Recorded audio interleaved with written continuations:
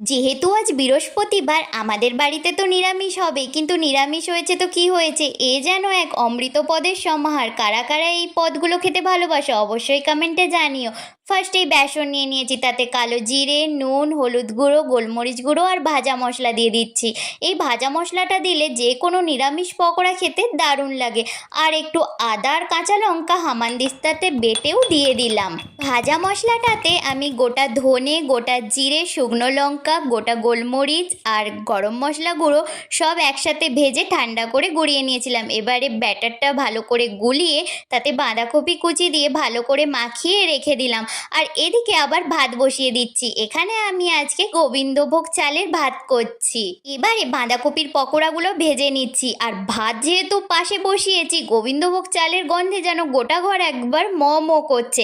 আর এদিকে আমি ভাতের সাথে কিছু আলুও দিয়ে দিয়েছিলাম সেদ্ধর জন্য। ভাতও হয়ে গেল আর এদিকে আমার পকোড়াও ভাজা হয়ে গিয়েছে।